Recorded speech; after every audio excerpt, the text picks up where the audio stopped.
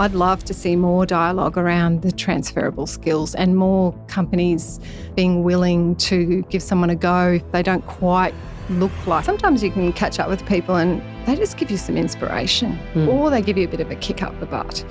Or, so sometimes what you will get from those conversations can be totally different to what you maybe. There's never a one thing that fixes everything. And I do believe that the small pieces accumulate to...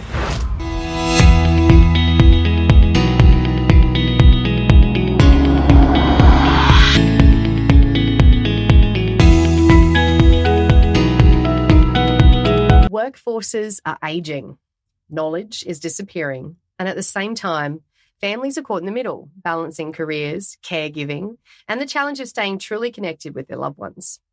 The way we work, the way we are, and the way we plan for the future is shifting beneath our feet. Are we ready? Welcome to the Building Doors podcast, where we're sitting down with Lana, who is an executive HR strategist, leadership consultant, and founder of Aging Connect. She spent decades at the intersection of people, strategy, and business success.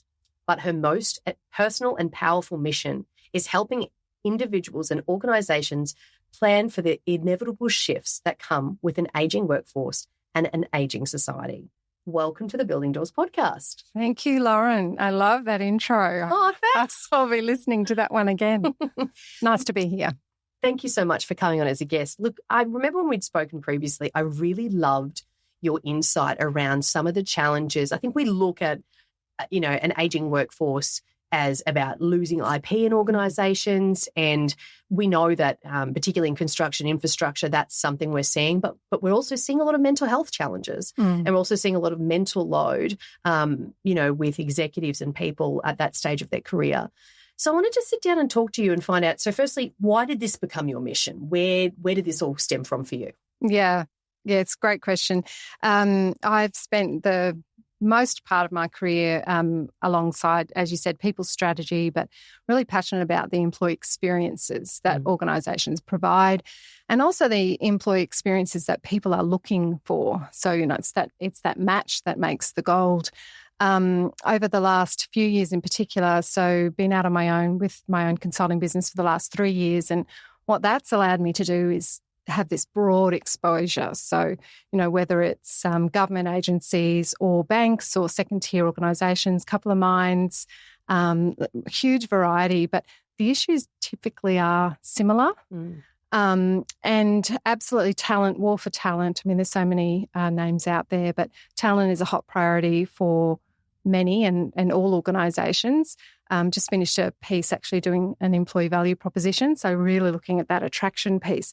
But it's not just the front end, it's the whole way through the employee experience. And from an ageing point of view and an intergenerational point of view, yes, we've got this wide variety of people that are mishmashing in together, potentially getting lost in there. We are losing IP. We're not strategically thinking about how we keep that IP and how we learn from each other, because actually I think it's that connection and the learning together that's where you get the magic, the innovation and the enjoyment of coming to work. So learning together. So if we know that we've got intergenerations in the workforce and the different generations may learn differently or have been exposed to different ways of learning and how they, curate information, how do you do that? How do you get all those different sort of people to come together and transfer knowledge? Yeah. I think it's with variety and it's testing things. I often think we're looking for one big solution, but actually often it's small things that you can try. And actually both of my business, I talk a lot about small steps, next steps, take something forward in considered ways. So some of the things that I've absolutely seen work is, being very intentional and deliberate with how you might set up a project, for instance. So you've got a mix of experience, a mix of generations, a mix of thinking, a mix of backgrounds. So that's definitely one way that I would look at things. Also just that facilitation of conversation between groups. So, how do you brainstorm? Or, if you're not brainstorming, then how do you get ideas up at the front end? Or even in a social setting, how do you ensure it's a social setting that, not always going to solve for everybody, but that you're mixing it around so you can get the mix of people. If they don't choose one, they'll choose another. So I really like the notion of trying things and being, bold enough to give things a go. What have you seen work? So have you seen knowledge transfer and had any case studies of companies that have tried it and it's been really successful? I'd probably talk to mentoring at the moment. Mentoring seems to come and go a little bit. There's a few companies that are talking about mentoring programs. What I really love about the way they're talking about them is it's joint benefit, or, both getting benefit from that relationship. And not that hasn't been in the past, but it seems to be this real focus on we're going to pair up experience, but that experience isn't just going to download and guide the mentee. They're going to learn from the mentee as well. So it's setting up those scenarios so that the expectation is that you'll both grow and learn from the mentoring. But if they're not doing formal programs, they're just encouraging informal type of mentoring, which I think is pretty exciting. When you look at the workforce that's exiting or moving on, over the next few years, what are some of the challenges you think they're facing? Those moving on, I feel like they're not ready. So if people think, hitting an age and they must be ready to move on, it's not the case. And where I would get that view from is even just last year, so I coached 136 professionals in their career transition. So all of those people pretty much finishing work by redundancy or, some sort of change and not ready to finish work. So really, really passionate about where can I go now? Where are my transferable skills?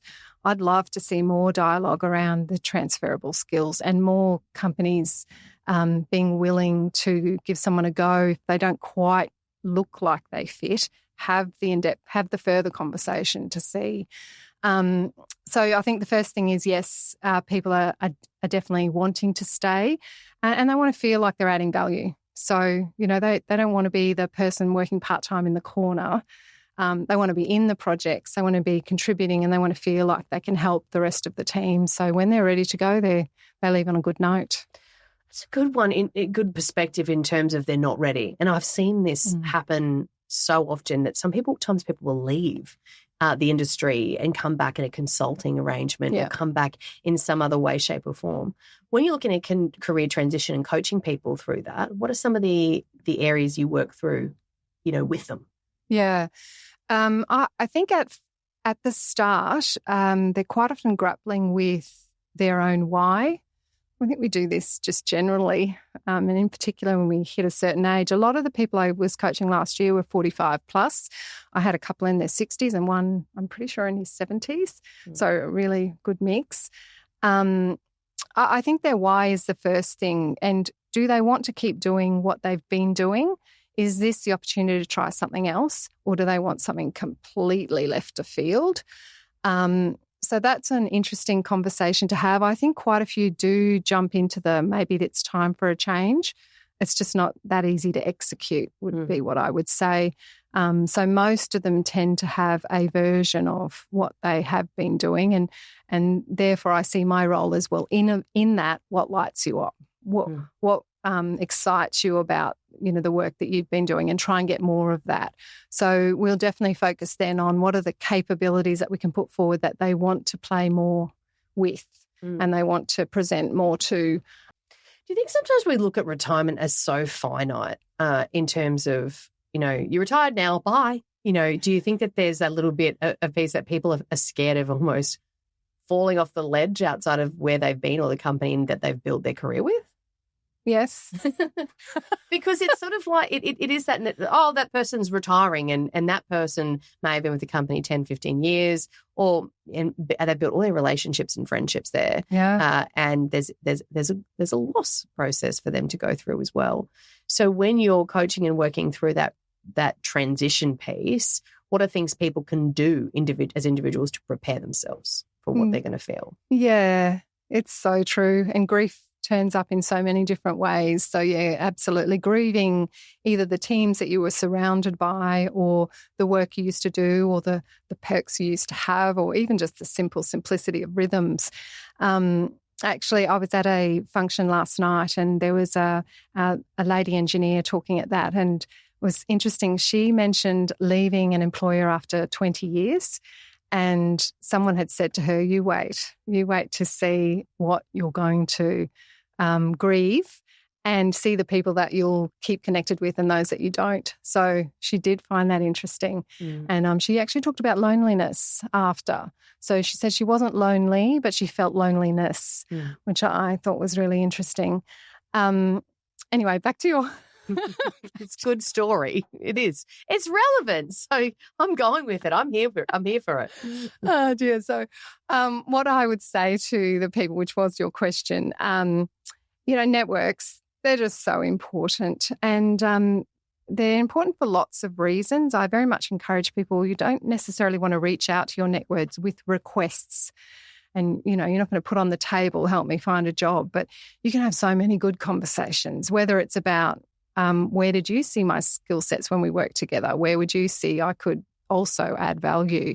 So it's probably more those opening your mind conversations that I think are really good, and starting with people that know you really well, and then maybe it's the next layer and the next layer. But networks are so important. And yes, I still believe the best way, in particular for executives and professionals, the best way to get a new opportunity is through your networks. Yeah, I agree.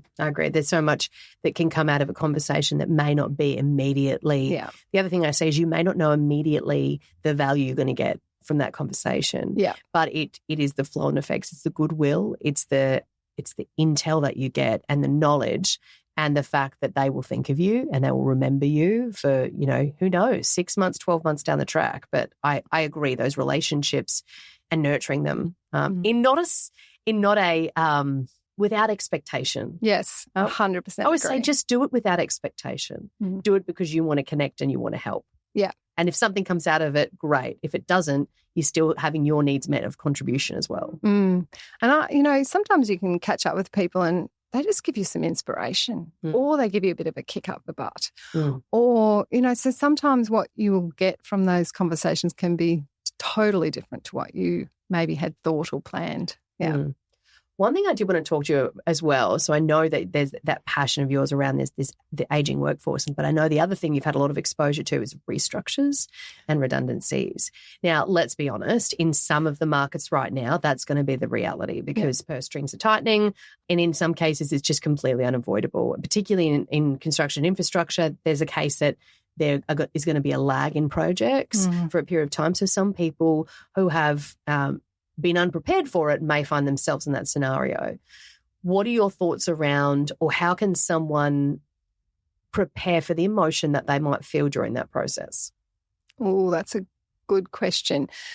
I would lead with saying just listen. I think you've got to start with listening. And the reason I lead with that is, we can put up our defences so quickly that we miss opportunity for nuances or key information. And sure, you pick it up later, but in the moment it would be really good if you're, hearing everything that's being put on the table. So I guess the flip of that is organisations being really clear on their why. Why is this happening?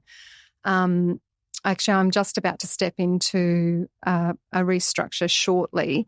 And one of my first questions is, what's the driver here? So, I'm pleased that the driver is not a reduction in FTE for this particular restructure. It's more around efficiencies and things have just stayed too long in one certain way. But yeah, I think listening, asking questions, get involved in the process. So, you'll have your chance to give feedback usually on a proposal or what's being suggested. There may be focus groups that they can get involved in. So don't sit back and be a passenger. I'd also probably encourage people, if you've got concerns, go to your leader, chat them through. It's nothing worse than maybe something burring amongst team members that isn't quite right. So, get your facts from the right people and, again, small steps. What do you need to do now? What do you need to know now? So if a role's gone, you need to put in expressions of interest. Right, well, that's my next step. Okay, if that's my next step, do I have a resume? That's right. Do I have cover letter? That's right. So very much, step into things as you need to sure there's a bigger picture in mind. But yeah, still tough. Like these things aren't easy. When you say small steps, tell me about where that comes from for you. Why small steps? Yeah, so I think very much this is a culture piece for me, and all of the work that I've done over the years in HR.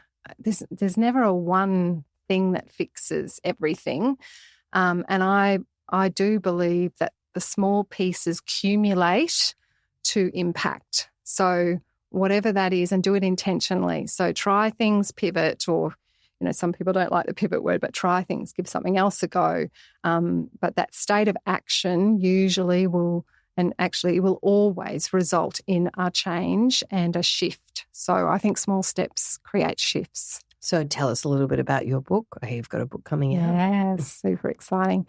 And on the steps and the shifts piece, my HR business is called Taking It Forward, which is absolutely about small steps. And then it's so strange. I stepped into my Aging Connect world. And again, I just keep going back to this. Nothing has to be big bang. Find the small moments. The small moments accumulate into impact, and it accumulates into experiences that maybe you hadn't thought you could have with your aging loved one. But to answer your question, my book, I've just come up with a name, and I may tweak it a little bit, but it is called Small Moments and Strong Bonds. And I guess the underlying line under that will be turn regret into connection with your aging loved one. So what I'm doing with this book and with this work, so I've got my website, book very soon, and then materials that I'm already in the process of developing. It's really about supporting, getting people firstly to wake up to the fact that if you don't deliberately and intentionally think about the connection with your aging loved one, you may have regrets after. And that's my scenario with losing my dad, and the things that you don't get to ask, the things that you don't experience, the stories you've missed out on. And the other part to my book is this absolute knowing that I'm a sandwich generation person. So the scenario for sandwich generation is anyone that is juggling their own families. They are trying to have a career, or they're trying to build a career. On top of that, they're also trying to look after themselves. And then they have aging parents who need them. And usually you do want to play a role in supporting them.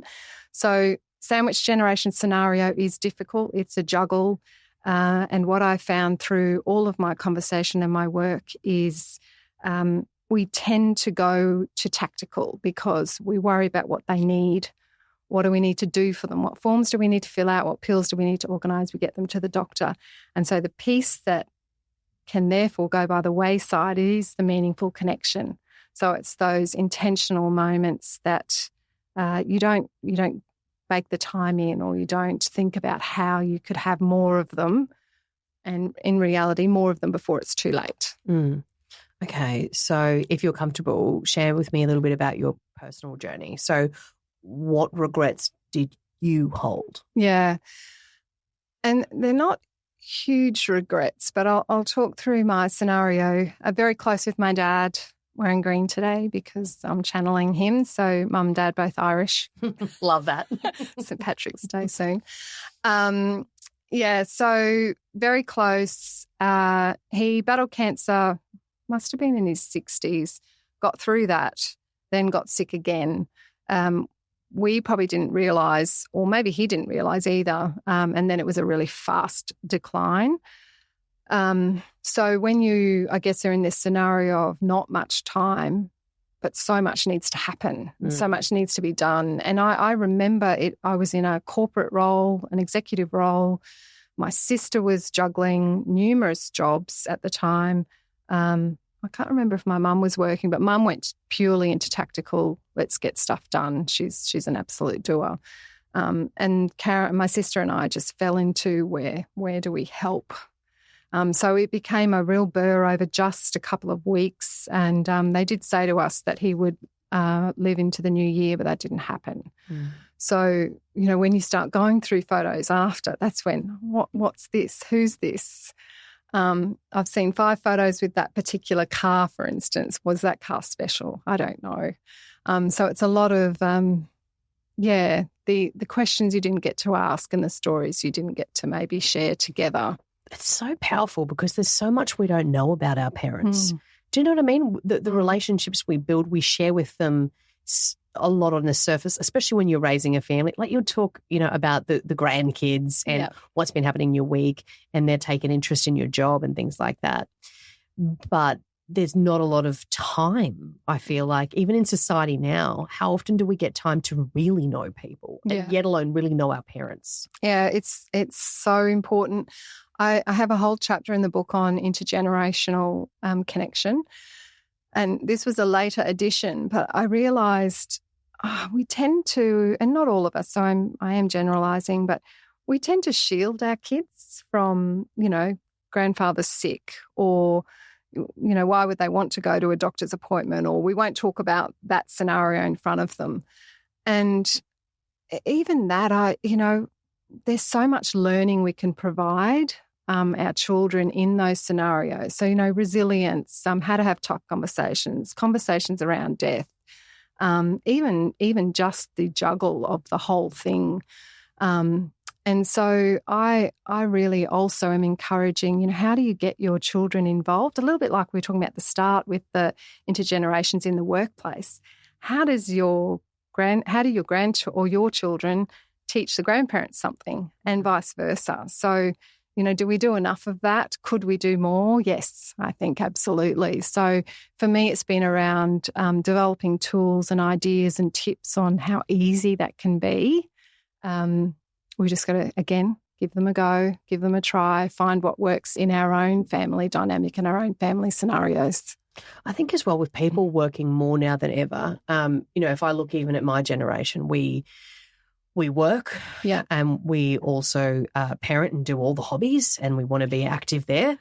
So we decide we want to be a part of that. So we'll do every hobby and we'll do all the work, and we want to maintain our relationship. And then also we want our connection with our family. And now the end of the day, something suffers if you don't focus on it. Yep. And what that means, or that I see is if you don't focus on having that connection with your spouse, if you don't focus on having that connection with your parents and making it an active priority to have that time and talk, then it's not that you don't care. Yeah. It's just that life's so busy. Yeah, I couldn't agree more. And that's what you'll regret. I think that's where my word regret really sits.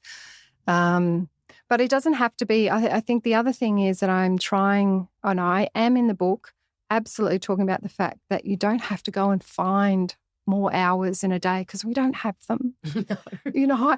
I've tried to be really honest in the book. I get the fact we can't just go and find more hours. We have to work smarter with the hours that we have. And again, I liken it very much to the workplace. We have to work smarter in the workplace. We're learning these muscles and we're developing these tools in the workplace.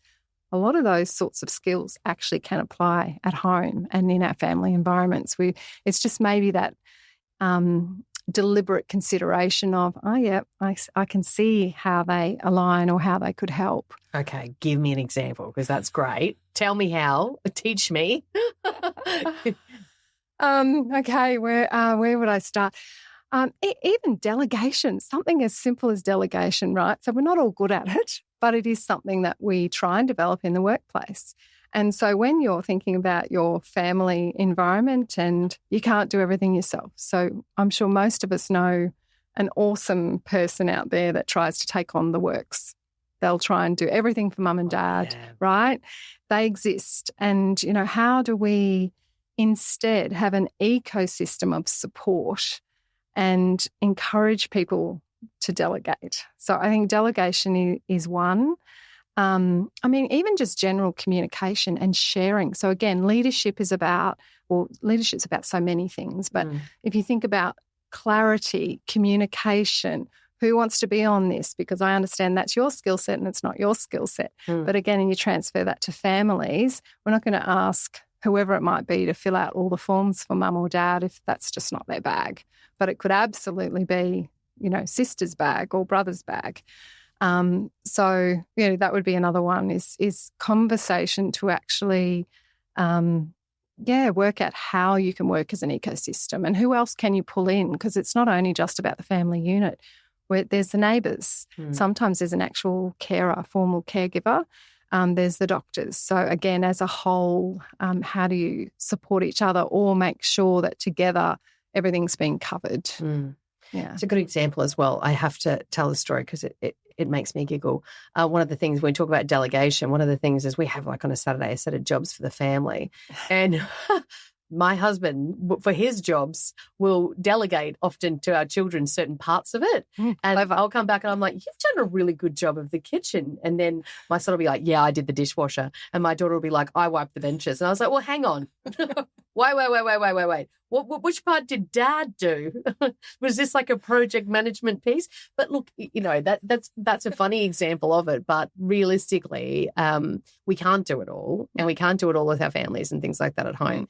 And to be honest, I think the generation I'm in right now, we're all realizing it. Yeah. And there's this real piece right now where, you know, if I look at the industry that I recruit in as an example, construction, infrastructure, mining, those spaces, a lot of people are now kind of going, I want to see my kids. I want to have a life outside of work. I want to spend time with my parents. Making choices. Yep. Making choices. I had one guy in particular take, his dad got really unwell and he said, you know what, Lauren, I'm going to take the next year off. You know, I've got myself to a financial position. We can work through it, but I just need that time with him. Yeah, and I just need that time. And because he was, you know, fortunate as well to be in the financial position.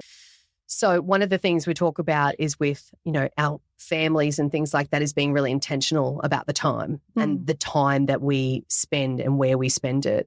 What are your thoughts around what organisations can do to help support better in that space? Yeah, I'd really like them to look at their caregiving policies, their caregiving offerings. How do they help their employees have conversation around this? How do they help their leaders be open to supporting what might be required during that space?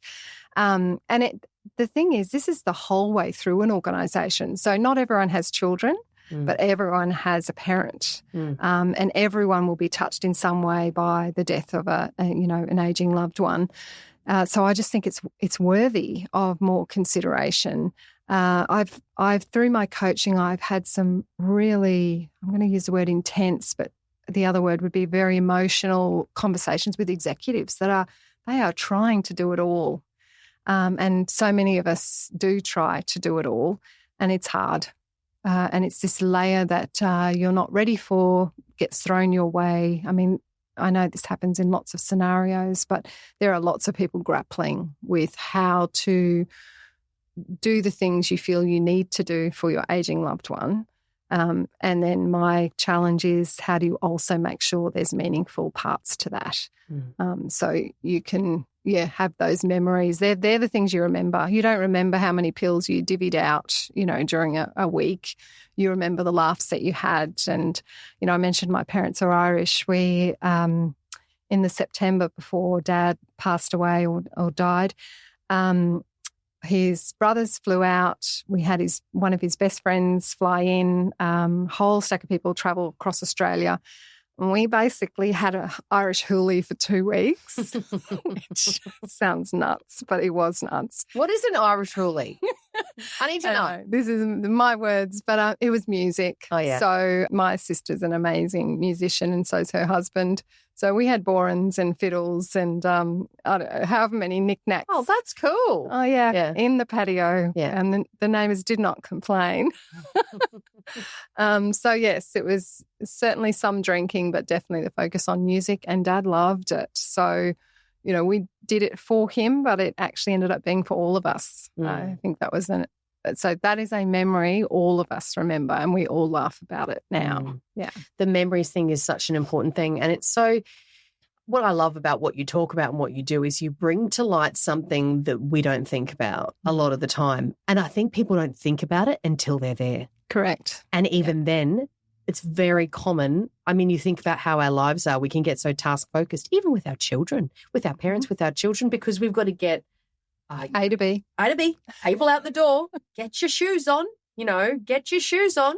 Yep, still get your shoes on. You might be repeating yourself, and you're working through the day and taking the hobbies, then you might be catching up with your parents on the weekend. Mm-hmm. They might need help cleaning their house. They may need help with forms, budgets, whatever the case may be. And you can get so task focused. But what I love you talking about and what you've been able to do and is trying to lens on with the executives and the people you've coached leading busy lives is that connection piece with our people, and being able to do that intentionally is going to be so crucial to our well-being. Yes. Happiness too. Yeah. I mean, there's so many studies on resilience, well-being, happiness, as you've said.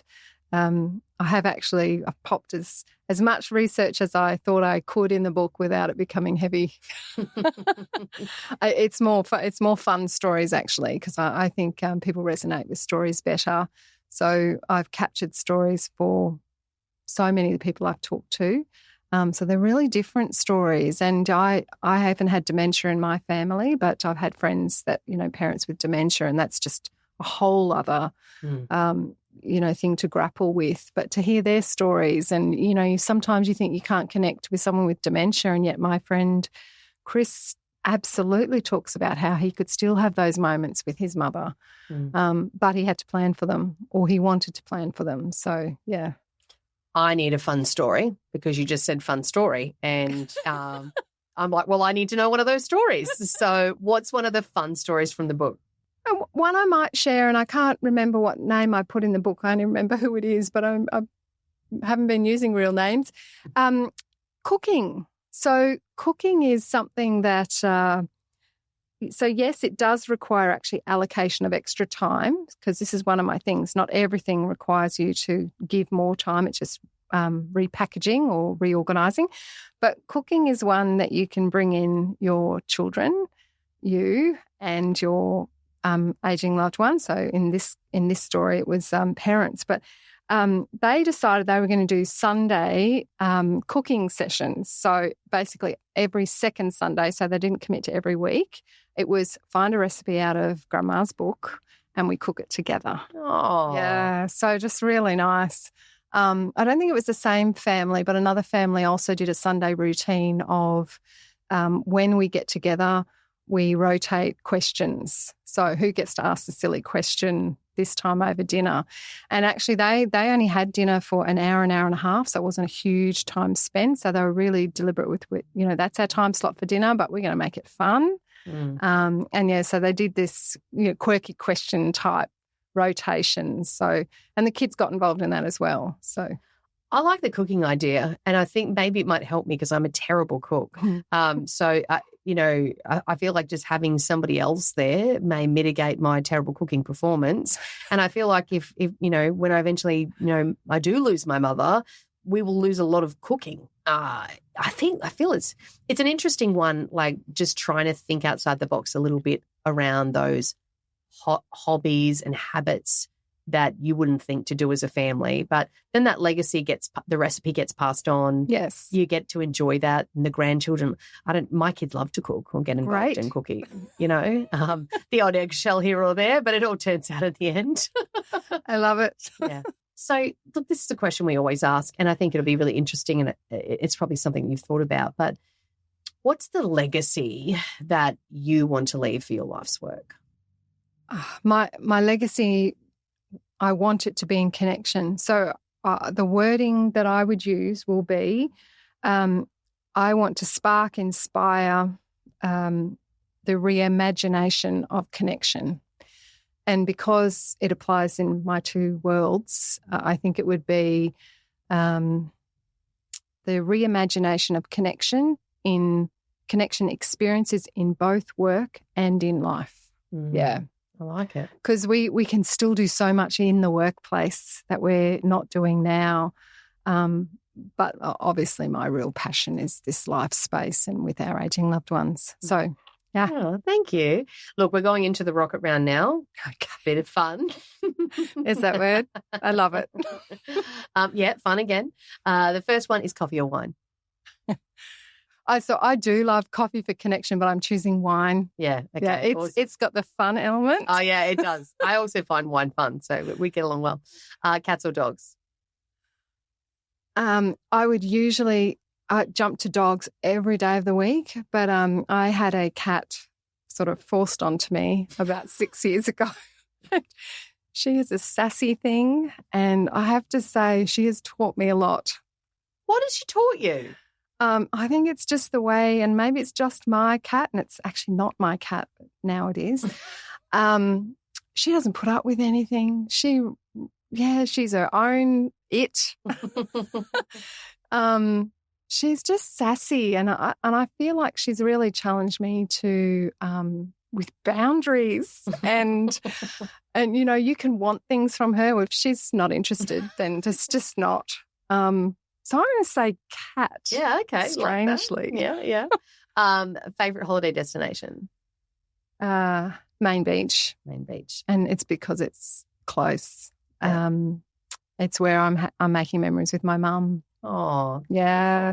I've got a beautiful friend that allows me to stay at her apartment, and I'm picking up the key this afternoon to go there this weekend. That's exciting. So that's my time and the kids' time with mum. So it's really just the four of us go, and we have a lovely time together.